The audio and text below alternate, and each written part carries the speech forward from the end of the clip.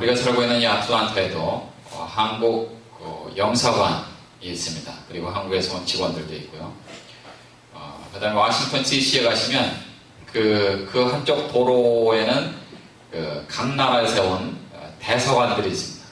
대사관에 또 여러 직원들이 있는데 파견된 그 대사 또 직원들 이들에게는 치외 법권이 적용이 됩니다.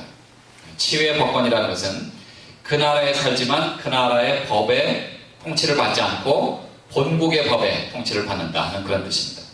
그러니까 우리 한국에도 이제 그 미군이 주둔하지 않습니까? 미군은 미국에서 파견한 군인들입니다. 그렇기 때문에 그들은 한국 법의 저촉을 받지 않고 통치를 받지 않고 미국 법의 통치를 받습니다. 그래서 한국에서 미군이 어떤 사건이나 사고가 있을 때 한국 경찰이나 혹은 한국 검사가 가서 그들을 취조하거나 그러지 않고 미국 헌병대나 혹은 미국 경찰들이 그들을 취조하고 또 사건을 파악합니다. 그래서 여러분 잘 아시는 대로 탈북자들이 그래서 유럽에 있는 독일 대사관 혹은 프랑스 대사관 뭐 이런 대사관에 들어가잖아요. 들어가서 나는 망명하기를 원합니다. 그래서 이제 다른 나라로 망명하는 그런 사람들이 있습니다. 이 세상에서 하나님 나라의 대사관 역할을 하는 곳이 바로 어디예요? 교회입니다. 교회. 우리가 이 땅에 살고 있지만 그러나 우리는 하나님의 자녀요. 그리고 우리 시민권은 하늘에 있습니다. 그래서 이 세상에서 하나님 나라의 대사관 그리고 대사 역할을 감당하는 것이 바로 교회고 대사가 바로 우리 하나님의 자녀들 그리스도인들입니다. 그래서 하나님께서는 이 교회를 통해서 성도가 어떠한 능력이 있는가 하는 것을 우리에게 보여주십니다. 첫 번째는 부활하신 예수 그리스도를 알게 됩니다. 오늘 본문 20절에 보시면 그 능력이 그리스도 안에서 역사하사 죽은 자들 가운데서 다시 살리시고 하늘에서 자기의 오른편에 앉히사 그랬습니다. 그 능력이 그리스도 안에서 역사하사 그랬습니다. 그 능력이라는 것은 바로 하나님의 능력인데 17절, 18절, 19절에 쭉 보시면 우리 주 예수 그리스도의 하나님 영광의 아버지께서 지혜와 계시의 정신을 너희에게 주사 하나님을 알게 하시고 너희 마음문을 밝히사 그의 부르심의 소망이 무엇이며 성도 안에서 그 기업의 영광의 풍성이 무엇이며 그의 힘의 강력으로 역사하심을 따라 즉 하나님 전능하신 하나님 온 우주를 창조하신 하나님 하나님의 능력 그 능력을 말하는 것입니다. 그 능력으로 말미암아 그리스도 안에서 역사를 하신다고 말했습니다. 그래서 특별히 사도 바울이 성령의 감동으로 이 말을 기록하면서 에베소 교회에 편지를 쓰면서 에베교회 성도들이 그리고 오늘날의 모든 하나님의 자녀들이 알아야 하는 하나님의 크신 능력 그것은 바로 그리스도 안에서 두 가지로 나타났다는 것을 우리에게 말씀해 주시고 있습니다. 첫 번째가 뭐냐면 죽은 자들 가운데서 다시 살리시고 그랬습니다. 죽은 자들 가운데서 다시 살리시고 육신의 몸을 입고 이 땅에 오셔서 죽었다가 다시 살아난 인간의 모습을 한 성자 하나님 예수 그리스도 그분만이 사망의 권세를 깨뜨리고 부활하셨습니다.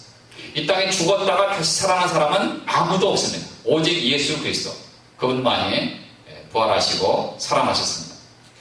예수 그리스도께서 사망의 권세를 깨뜨리고 부활하셨다는 것은 전능하신 하나님께서 하나님의 능력을 보여주신 거예요. 그래서 예수 그리스도가 죽었다가 다시 살아난 것은 우리의 죄를 지고 십자가에 돌아가셨다는 그 놀라운 사실을 우리로 깨닫게 하시고 그리고 예수 그리스도 안에서 우리로 하여금 영생을 얻도록 하신 것입니다. 그것이 바로 하나님께서 그리스도를 사망의 권세에서 다시 일어나게 하신 부활하게 하신 그것입니다. 그래서 즉 다시 말해서 하나님의 백성들 이 땅에 있는 모든 하나님의 사람들을 구원하시겠다. 예수 그리스도를 만나지 못한 사람들 죄 가운데 있어서 그들의 죄로 말미암아 영원한 형벌에 가야 될 수밖에 없는 모든 인간들을 구속하겠다라는 하나님의 그 확실한 증거가 되시는 것입니다. 그리고 뒤에 나오지만 예수 그리스도 그분께서 만물의 주가 되신다라는 놀라운 사실을 우리에게 보여주신 것입니다. 그러나 동시에 그리스도께서 주님이 되신다는 것을 선포하신 동시에 여기서 특별히 하나님께서 그러한 능력을 행하셨다라는 하나님의 그 능력을 우리에게 보여주신 것입니다. 그러면서 두 번째는 하늘에서 자기의 오른편에 앉히사 그랬습니다. 예수 그리스도 안에서 행하신 그 놀라운 일들 중에 하늘에서 자기의 오른편에 앉으셨다. 이 말은 시편 110편 1절에 보면 다음과 같은 말씀이 나오는데, 여호와께서 내 주에게 말씀하시기를 내가 내 원수로 내 발등상 되게 하기까지 너는 내 우편에 앉으라 하셨느니라. 이것은 곧 왕의 즉위식을 묘사한 것입니다. 최근에 우리 미국에서도 그렇고 한국에서도 그렇고 새로운 대통령이 이제 또 재선도 되고 또 탄생이 됐습니다. 그래서 그 즉위식을 하지 않았습니까? 나는 한 나라의 지도자로서 백성들을 사랑하고 섬기고 뭐 이렇게 하겠습니다. 미국에선 성경 위에다가 손을 선서하지 않습니까? 그것처럼 왕이 즉위했다는 그것을 묘사한 것이 바로 시편 110편인데, 예수 그리스도께서 사망의 권세를 깨뜨리고 부활하셨다는 그 사실, 그리고 하늘에서 자기 오른편에 앉으셨다는 이것은 바로 예수 그리스도, 그분은 왕이시다라는 것을 우리에게 보여주시는 것입니다. 그래서 예수님께서 하나님 보좌 우편에 앉으셨다라는 그 말은 사실 신학자들은 여러 신학자들은 그것을 하나님 보좌 우편에 앉으셨다라는 어떤 위치적인 그것도 중요하지만, 그보다 더 중요한 것은 예수님께서 이제 왕의 위치에 있어서 통치하신다라는 것을 우리에게 더 강조하고 계신다 하고 말하고 있습니다. 즉 다시 말해서 예수님은 우리의 주님이 되십니다. 그분은 우리를 다스리시는 분이십니다. 그분은 우리를 통치하시는 분이십니다. 우리도 마찬가지죠. 우리가 지금 이 시대에 여기에 살고 있지만, 그러나 하나님은 우리를 사용하기를 원하십니다. 아멘. 오직 우리의 시민권은 하늘에 있는지라. 아멘. 우리는 하늘나라의 백성입니다. 하나님의 자녀예요. 그리고 하나님의 대사로서 여기에 남아있는 것입니다. 그래서 우리를 통해서 예수 그리스도의 그 놀라운 사랑, 십자가의 사랑, 특별히 십자가의 사랑을 증거하기를 원하셔서 우리를 이 땅에 그대로 남겨두신 것입니다. 그리고 우리를 통해서 하나님의 나라가 더 확장되기를 원하시는 것입니다. 사실 우리가 지금 이 땅에 살고 있지만 우리의 그 소속은 하나님 보좌 앞입니다. 마치 예수 그리스도 그분을 하나님 보좌 오른쪽에 앉히신 것처럼. 그러나 실제로 우리가 몸으로 그것을 행할 수 있는 그 시간은 언제예요? 그것은 곧 우리가 육신을 벗어서 하나님 나라에 갔을 때, 혹은 하나님이 우리를 데리러 오실 때, 그때 이제 본격적으로 그것이 실행이 되는 것이죠. 제가 그 신학교에 있을 때 저는 그 사역을 안 했는데, 그 사역이 뭐냐면 친구 목사님 중에 한 분이 병원의 원목으로 잠깐 사역을 하셨습니다. 근데 그분의 이야기를 들어보니까 병원의 원목으로 계시니까 병원이 어떤 데인지 아시죠? 편찮으신 분이 많은 것. 그런데 그분들 중에 특별히 죽음을 앞에 둔 분들이 많이 계신다는 거예요. 그래서 거의 매일 병실을 돌아다니면서 그분들 위해서 기도하고 또 위로해드리고 또 하나님 말씀을 증거하고 그렇게 합니다. 특별히 그리스도를 알지 못하는 분들에게 복음을 증거하는 놀라운 사역을 감당하는데, 그분들 중에 이제 정말 그 죽음을 앞에 둔 분들도, 그분들 중에서 두 부류가 있답니다. 두 부류. 이 땅에는 남자와 여자가 있는 것처럼 하나님의 나라에서 보면은 크리스찬과 넌 크리스찬, 믿는 자와 안 믿는 자가 있습니다. 그런데 예수 그리스도를 구주와 주님을 영접한 거듭난 성도들은 그 죽음을 앞에 두고서도 굉장히 몸이 아주 릴렉스하고 편안하다고 합니다. 그러니까 얼굴이 마치 천사의 얼굴처럼, 이제 난 조금만 더 있으면 이제 나의 주 예수 그리스도, 나를 구원하신 하나님, 그분을 내가 만날 것입니다. 그래서 나는 이제 이 세상을 뒤로하고 하나님께 갑니다 하는 그런 신앙 고백을 하면서 그들은 죽음을 편안하게 맞이한다고 합니다. 그래서 그런 분들에게 맞습니다. 하나님 우리를 보내주셨고 우리의 인생이 70여 강건하면 80이라고 모세도 시편 90편 10절에서 고백한 것처럼 우리의 인생이 이제 언젠가는 다 가는데, 형제님은 자매님은 남들보다 조금 더 먼저 가는 것 뿐입니다. 뭐 이런 얘기도 하면서 또 위로해드리고 그렇게 한다면, 그런데 반대로 그리스도를 아직도 만나지 못한 넌 크리스찬들, 그분들은요, 자기가 이제 의사와 간호사 이야기를 들으면서 자기의 이제 죽음에 임박했다는 사실을 알면서 두려워하고 있다. 그리고 얼굴이 점점 이렇게 검게 변한대요. 그 두려움이 이렇게 드리우는 거죠, 얼굴에. 그러면서 그 복음을 전가했는데 그 복음을 받아들이고 거듭나면 좋은데 많은 경우에 죽음에 임박하는 그 사람들이 복음을 영접하는 그 숫자가 그렇게 많지 않답니다. 그러면서 가족들을 원망하고 또 심지어는 하나님도 원망하고, 하나님 왜 나를 이렇게 젊었을 때 데려가십니까? 왜 나만 이런 일이 벌어지게 하십니까? 그 하나님, 우리가 믿는 그 하나님, 독생자 예수 그리스도를 우리에게 보내주신 살아계신 하나님, 그 하나님을 정확하게 알지도 못하면서도 그냥 막연하게 하나님 왜 나를 데려가십니까? 이렇게 원망한다는 거예요. 그러면서 가족들을 원망하는 거죠. 내가 아플 때 나를 빨리 치료해주지 않고 이렇게 그냥 내버려둬서 내가 이렇게 됐다.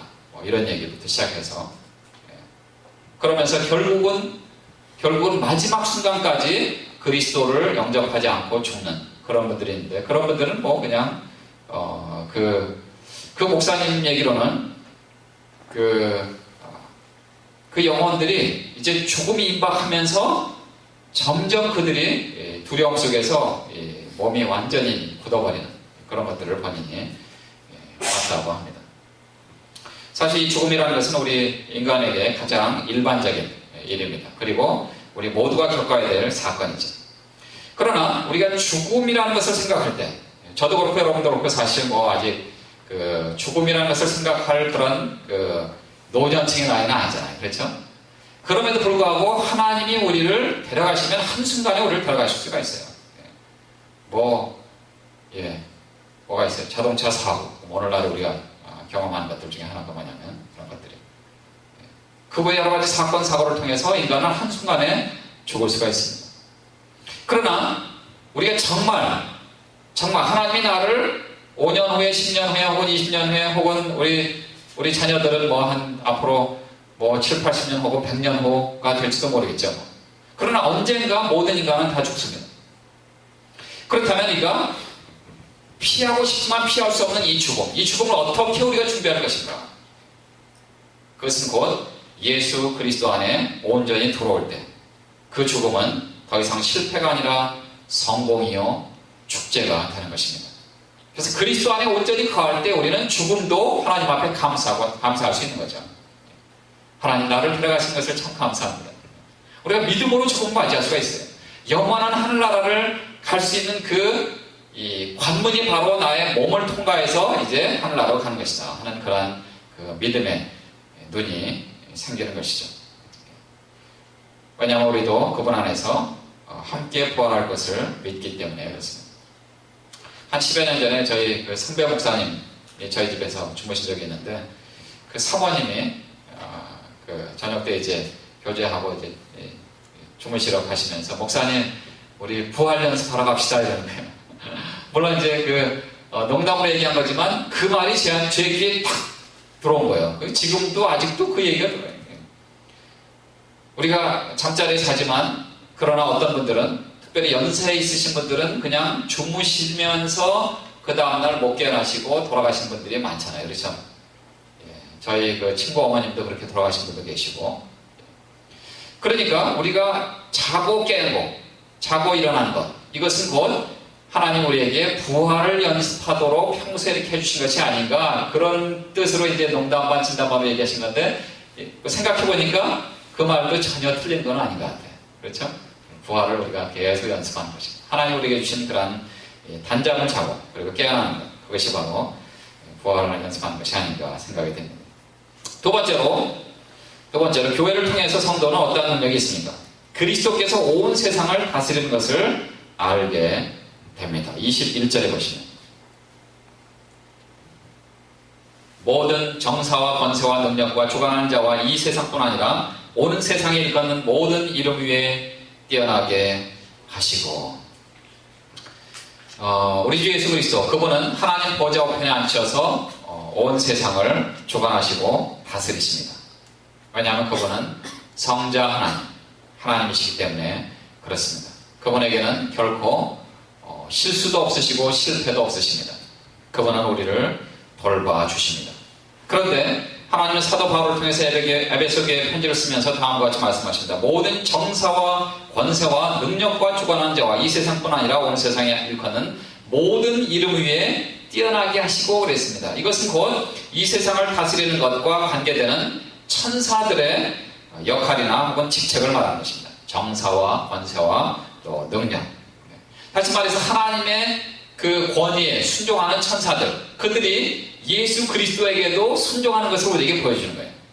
그런데 에베소서를 쭉 읽어보신 분은 아시겠지만 에베소서 6장 12절에도 비슷한 표현들이 나오는데 6장 12절에 보시면 오직 우리의 씨름은 혈과 육에 대한 것이 아니요 정사와 권세와 이 어두움의 세상 주관자들과 하늘에 있는 악의 영들에게 대함이라. 여기서 말하는 이 정사와 권세와 어두움의 세상 주관자들, 이것은 사탄의 세력 안에 있는 악의 영들을 얘기하는 것입니다. 똑같은 표현 같지만 그러나 실제로 그 사용된 그 내용과 직책은 다 다른 것입니다.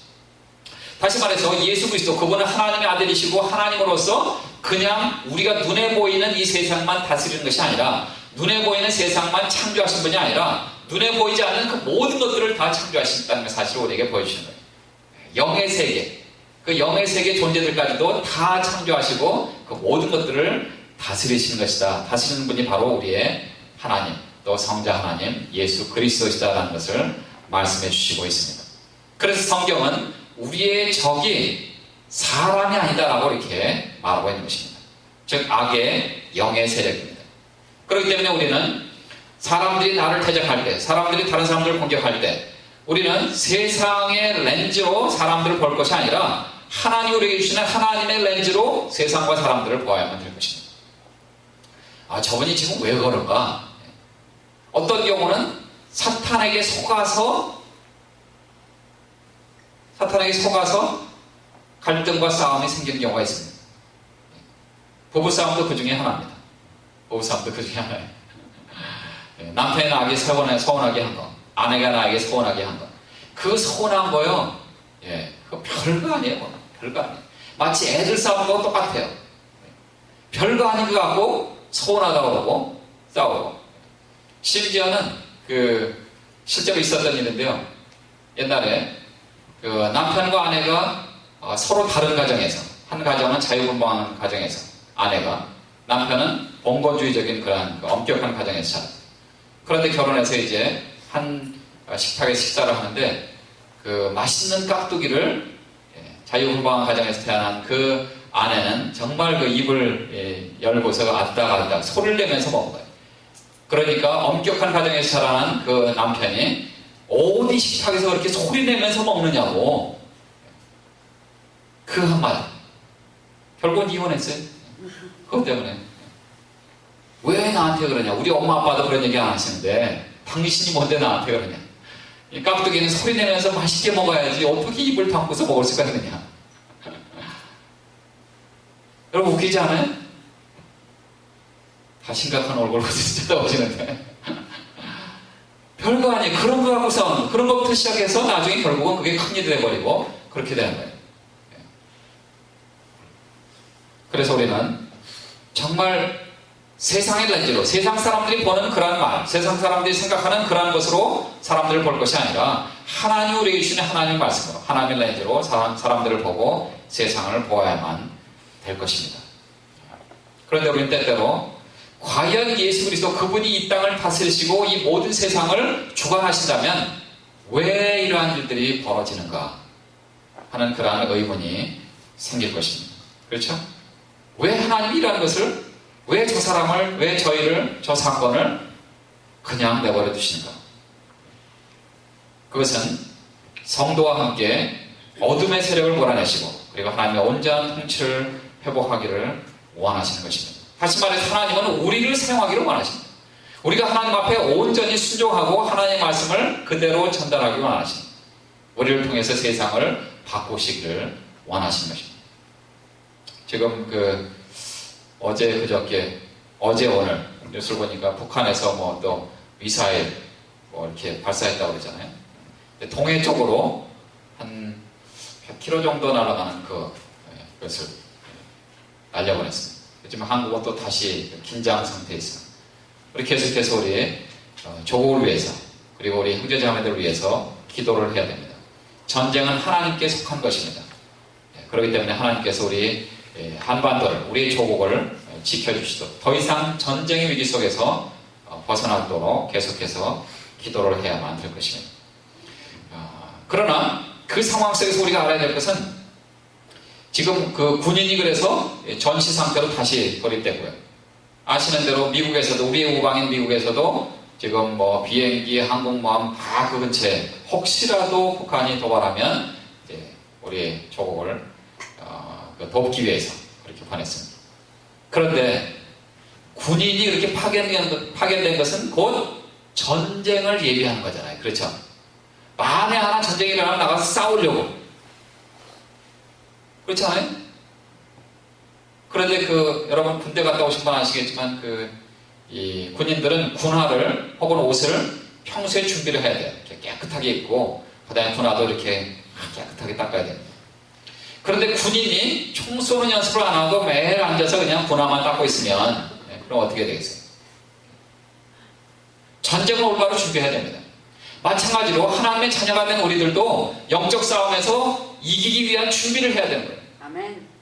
그래서 하나님 앞에 나와서 말씀을 듣고 그리고 기도하고 그리고 복음을 증거하고 십자가의 사랑을 전하는 그러한 삶을 살아야만 되는 것입니다.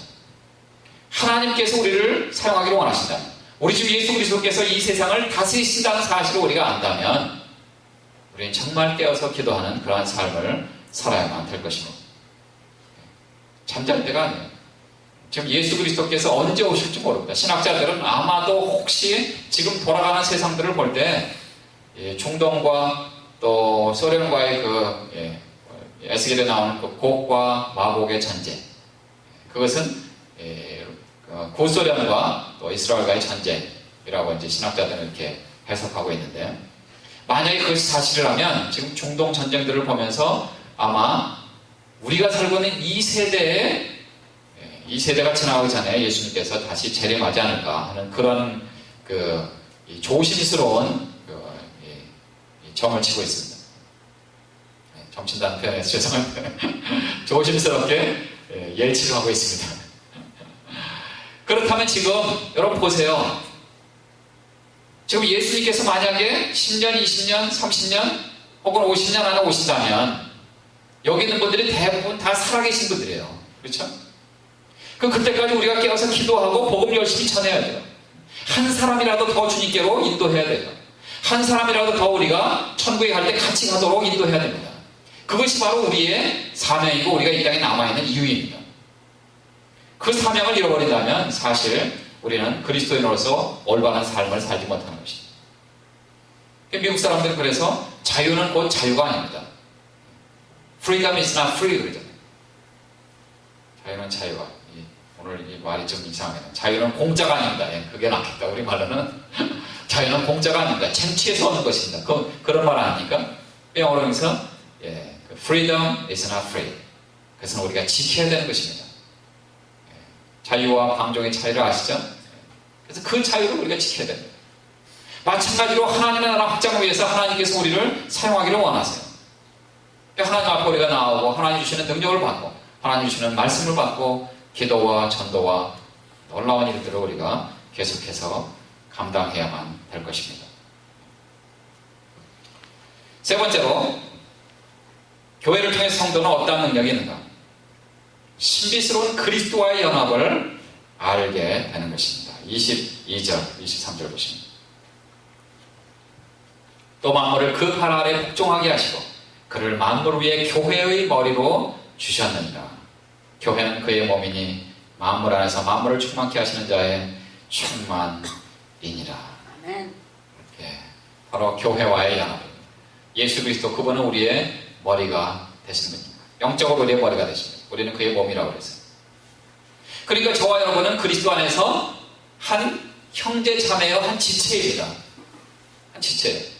제가 이렇게 전임 사역자로 하나님께로 부름받아서 설교를 한다면, 그래서 혹은 입의 역할을 한다면, 여러분은 손의 역할을 하고 팔의 역할을 하고 귀의 역할을 하고 눈의 역할을 하고 다 그 역할을 하는 거예요. 그리스도 안에서 한 지체입니다. 그리고 머리 대신 그분의 명령에 따라서 우리는 그대로 순종을 해야만 되는 것입니다. 그것이 바로 우리가 이 땅에 그리스도 안에서 한 지체라는 그런 개념이죠. 여기서 말씀하시는 그 만물 안에서 만물을 충만케 하시는 자의 충만이냐 그랬는데, 이 만물이라는 것은 우리가 보는 우리가 보이는 그 세상, 그것만이 아니라 아까 말씀드린 대로 보이지 않는 그 모든 세계를 다 포함해서 말하는 거예요, 지금. 그러니까 예수 그리스도 하나님의 아들이신 그분은 그 모든 것을 충만케 하시는 하나님의 아들이시라는 것을 우리에게 말씀하고 있는 것입니다. 그래서 만물을 충만케 하시는 그분, 또 만물을 그 발 아래 복종하게 하시고 그랬습니다. 그러니까 구원받은 인간들뿐만 아니라 영의 세계에는 그 모든 영들까지도 예수님의 이름 앞에 무릎을 꿇게 하셨다는 겁니다. 그분이 바로 우리의 하나님 예수 그리스도, 독생자 예수 그리스도입니다. 그때 교회는 만물을 위해 교회가 될 것입니다. 우리가 아직 이 땅에 있지만, 그러나 하나님 우리를 통해서 하나님의 그 놀라운 일들을 감당해 주실 것입니다.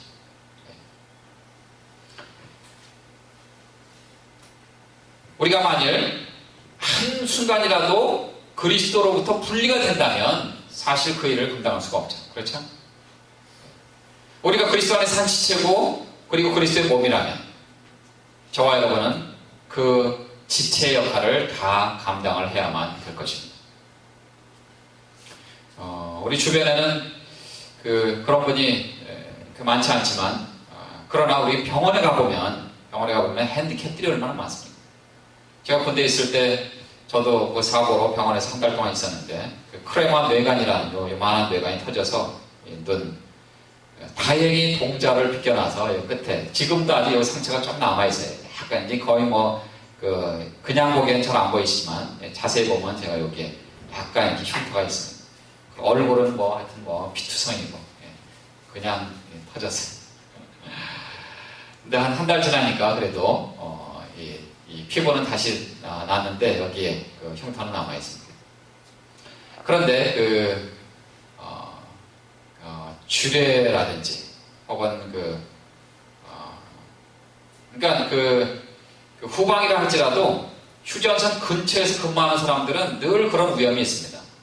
하다가 주례를 밟고 그래서 주례 중에서도 발목 주례라는 게 있어요. 발목 주례.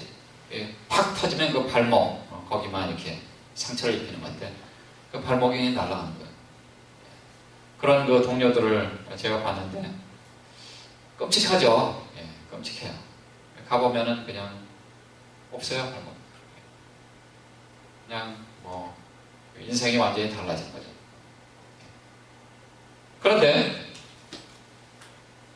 그 발목 하나가 없는 것 때문에 그는 이제 실망하고 좌절하고, 그래서 저희가 또 찾아가서 기도해드리고 또 전도도 하고, 그리고 예수님 믿고 이제 새 삶을 사는 사람들도 있고, 이제 하나님이 나에게 허락하신 그것, 내가 실수한 거지만, 내가 거기 가서 그걸 밟았지만, 그러나 그 모든 것들이 다 하나님의 통치 안에 다 들어있는 거예요. 참새 한 마리도 하나님의 뜻이 아니면 떨어지지 않는다고 그랬거든요. 하나님 왜 하필이면 나에게 이런 일이 벌어지게 하셨습니까? 물론 그런 원망을 할 수가 있죠. 그러나 그것은 과거입니다. 이미 지금 현실은 발목이 없어요, 내가 지금. 그러나 요즘에는 그래도 감사하게도 의족도 생기고 이렇게 해서 그냥 또 그렇게 살지만, 어쨌든 그 지체가 제대로 일을 못하면 옛날에 정상적인 그 지체를 갖고 있었을 때보다는 조금 불편한 거예요. 그런데 그것이 의족도 없이 그냥 지낸다면 생각해 보세요. 걷는 것도 불편한 뿐만 아니라 뛰지도 못하죠. 여러분, 우리가 그 사실을 알아야 돼요. 내가 오른발 왼발 혹은 오른팔 왼팔의 그 역할을 감당한다면, 그리고 내가 그것을 안 한다면, 팔이 두 개 있었을 때 컴퓨터를 열심히 타이핑했던 그것과 팔 하나 가지고 타이핑하려고 해보세요. 속도가 얼마나 느립니까? 얼마나 불편해요. 얼마나 짜증납니까? 영적인 세계에서도 마찬가지예요. 우리가 그 일을 감당해야 돼요. 내가 그 일을 안 하면 다른 사람이 두 배로 일을 해야 됩니다. 내가 전도하지 않으면 더 많은 분들이, 다른 분들이 또 전도해야 되는 거예요. 그러니까 열심히 전도했던 그런 분들, 김기동 목사님, 지금 목사님 되셨는데 고구마 전도 들어보셨죠? 열심히 전도하니까 그런 분들은 그냥 다 해야 되는데 그분이 조금 더 많이 전도하고 효과적으로 전도했다는 것 때문에 유명인사가 됐어요. 유명인사가. 크리스찬 세계에서. 어떻게 보면 그게 웃기는 거예요. 그게 정상인데 마땅히 해야 되는 거예요. 우리 갓난 애들이 이제 태어나서 걸음마하고, 아니 걸음마 전에 이제 막 엎치고 뒤치고 막 이렇게 지내다가 걸음마 하면서 이제 발을 하나 띄고 막 이러면은 식구들이 막 그냥 기뻐하고, 드디어 우리 딸이 우리 아들이 걷는구나. 우리도 그냥 어렸을 때, 우리 애들 어렸을 때 난리쳤습니다. 소피아가 딱 잡고서 일어서는데 얼마나 신기하지. 이제까지 이 엉거멍 기던 애가 뭘 잡고 일어서는데, 소피아 걸어봐, 한발, 옳지, 오른발, 그래, 왼발. 그러고 그냥 저하고 제 아내하고 막 손뼉 치면서 막 격려하고, 그래, 너무 잘한다. 딴 사람들이 보면 웃기는 거죠. 우리도 다 애들 키웠어요. 그러나 나한테는 그게 첫 번째 경험이잖아요. 내 딸이, 내 아들이 막 지금은 이제 대학생 됐다고 막 말도 잘 안 듣고 그렇긴 하지만, 그게 바로 우리가 해야 되는 거예요. 그게 내가 그 위치에서 그 일을 감당해야 되는 겁니다. 걸어야 될 때 같이 걸어줘야 되고, 팔이 걸을 때 팔이 같이 가서 그 일을 감당해줘야 됩니다. 그게 바로 하나님께서 우리에게 맡겨주신 일이죠. 머리 대신 주님, 우리는 그분의 몸입니다. 그래서 이 세상에서 우리가 즉 교회가 해야 될 일은 뭐냐면, 제일 먼저 죄에 물들지 않고 죄를 이기는 거예요. 그래야지만 우리가 깨끗한 그릇으로 하나님이 쓰시기 합당한 그릇으로 드리죠. 요한복음 17장 15절에 보시면, 내가 비옵는 것은 저희를 세상에서 데려가시기를 위함이 아니요 오직 악에 빠지지 않게 보존하시기를 위함이니이다. 아멘. 죄가 나를 공격하고 나를 유혹할 때 요셉처럼 겉옷을 벗고 도망가세요. 죄하고는 절대로 대항하지 마세요. 결코 우리는 죄를 이길 수가 없습니다. 도망가시는 게 상책이에요. 어디로요? 말씀으로, 하나님의 품으로. 그래서 경건한 삶을 사시고 깨끗한 삶을 살아야만 될 것입니다. 그리고 빛과 소금의 역할을 잘 감당을 해야만 될 것입니다. 우리가 깨끗한 그릇이 되면 하나님 우리를 사용하세요. 그러면 하나님 앞에 영광을 돌리는 것이죠.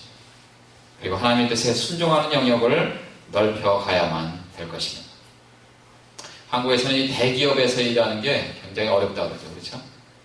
특별히 뭐 건축계도 그렇고, 뭐 요즘에 뉴스 나온 거 보니까 밀어내기 이렇게 해갖고 대기업에서 대리점에 얼마 이상 팔아야 되고, 못 팔면 니네가 감당하셔 이렇게. 결국은 그 대리점 주인이 자살한 사건도 생겼어요, 지난주에. 얼마나 비극입니까? 얼마나 비극이에요. 이 건축도 마찬가지예요. 이게 잘 세워야 되는데 그냥 무리하게 세우면 그냥 무너지는 거예요. 여러분, 지난달에 방글라데시의 의료 공장 무너진 거 아시죠? 사업이 잘 되니까 그 위에다 증축을 했는데, 그걸 잘 또 이렇게 건물 하중, 그 다음에 그 안에 물건 하중, 이런 걸 잘 계산해서 해야 되는데 무리하게 한 거예요, 무리하게. 그래서 그 유명한 의류 여러분 뉴스 보셔서 아시겠지만, 그 회사들이 다 그쪽에 의뢰를 했는데 무너졌어요. 건물에 금이 가는 것을 보고, 금이 가는 것을 보고, 과장님, 부장님, 건물이 지금 금이 가고 있네요. 근데도 납품 기일을 맞춰야 되니까 그냥 수천 명 집어넣고 일을 하도록 했죠. 결국은 죽은 사람의 통계 숫자가 1127명이나 나왔어요. 다친 사람은 얼마나? 그리고 지난주인가요? 뉴스로 보니까 그래도 그 가운데서도 17일 동안 견뎠다가 살아난 한 분이 계시죠. 지금은 이제 더 이상은 뭐 생존 가능성이 없다 그래서 구출 작업을 중단한다. 뭐 이런 또 발표도 하고 있습니다. 우리가 그러나 우리는 하나님 머리 대신 주님에 붙어 있는 몸으로서 하나님의 뜻에 순종해야 되는 거예요. 그 일을 감당을 해야만 됩니다. 그렇지 않으면 하나님의 나라는 결코 성장할 수가 없죠. 우리가 하지 않으면 안 돼요. 아니, 우리가 안 하면 하나님 물론 돌들을 명해서라도 복음서에 있죠. 하나님의 뜻을 그리고 하나님의 나라 확장을 하실 겁니다. 그러면 그 일을 하지 않은 나만 손해가 되는 거죠. 상급이 줄어듭니다. 그리고 하나님 주시는 놀라운 축복들을 다 받을 수가 없을 것입니다. 영적 전투에서 준비하지 않은 이 군인이 필요가 없는 것처럼 영적 전투에서도 마찬가지입니다. 어떤 조류학자가 새끼 독수리를 길렀습니다. 그런데 독수리의 그 본능이 그대로 살아있는가를 실험하기 위해서 그 병아리들과 같이 키웠어요. 그러니까 그 병아리든 독수리 새끼든 뭐 어렸을 때는 삐약삐약하고 병아리들이 삐약삐약하고 하니까 독수리 자기도 삐약삐약하고 이렇게 지는 거예요. 근데 시간이 지나면서 이제 점점 크면서 병아리는 닭이 되고, 그렇죠? 독수리는 몸집이 큰 독수리가 됐습니다. 그래서 이 청년 독수리의 그 본능을 한번 시험해 보려고 이제 밖으로 내서 이렇게 날도록 했습니다. 근데 한 번도 날아보지 않았잖아요, 이 독수리는. 그렇죠? 그러니까 푸더덕 하면서 닭들이 하는 것처럼, 이거 있잖아요. 조금 하면서 조금 나르는 거. 그 정도만 하고 다시 내려가는 거예요. 그래서, 그 다음 날은 이제 조금 더 높은 곳에 올라가서 이렇게 날려봤어요. 그랬더니 깜짝 놀래갖고 어디로 내려가는 거예요. 그 다음 날은 이제 높은 곳에 갔습니다. 높은 곳에 가면 어떻게 돼요? 바람이 불잖아요. 세찬 바람이 불잖아요. 세찬 바람. 그래서 독수리를 이제 뭐 청년 독수리니까 이제 날개도 크고 독수리 큰 독수리는 이렇게 쫙 피면 한 1m 되는 거 아시죠? 1m. 굉장히 큰 독수리는 양쪽 날개로 해서 쫙 피면 한 2m 이상 되는 겁니다. 그 바람 불 때 잘 됐다 싶어갖고 독수리를 거기서 그냥 날려버렸어요. 그러니까 독수리가 그 날개를 쫙 피고 창공을 나눕니다. 더 이상 이 독수리는 닭이 아닙니다. 독수리의 본 모습을 되찾았습니다. 창공을 날라 어디론가 사라졌습니다. 저와 여러분은 닭이 아닙니다. 우리도 하나님이 우리에게 주시는 놀라운 능력을 가진 독수리 같은 하나님의 자녀들입니다. 이사야서 40장 31절에 보시면 오직 여호와를 앙망하는 자, 하나님을 경외하고 순종하는 그 모든 사람들, 그분들은 독수리의 날개침에 올라간 것 같은 새 힘을 얻으리니 그랬어요. 여러분 독수리가 어디까지 올라가는지 아세요? 10,000피트만 올라가요. 10,000피트. 아무리 세찬 바람이 불어와도 그 바람 타고 10,000피트까지 올라가요. 참새는 꿈도 못 꾸는 거예요. 꿈도 못 꾸는 거예요. 우리가 바로 그런 사람들. 우리가 바로 그런 하나님의 자녀들입니다. 우리가 그런 일들을 감당할 수가 있어요. 그리고 우리는 그런 일들을 감당을 해야만 되는 것입니다. 그것이 바로 만물을 그 발에 복종하게 하시고 그를 만물 위에 교회의 머리로 오신 우리 주 예수 그리스도, 그분이 바로 우리의 머리가 되시고 우리는 그의 몸이 되고, 그래서 그분이 명령하신 대로 순종해야 되는 저와 여러분의 사명입니다. 그리고 책임입니다. 그것이 이 땅에 우리가 남아있는 이유인 것입니다. 하나님 말씀하신 그 모든 말씀들을 순종하고 말미암아 하나님의 뜻을 온전히 이루어드리는 저와 여러분이 되시기를 주님의 이름으로 축복합니다. 기도하시겠습니다.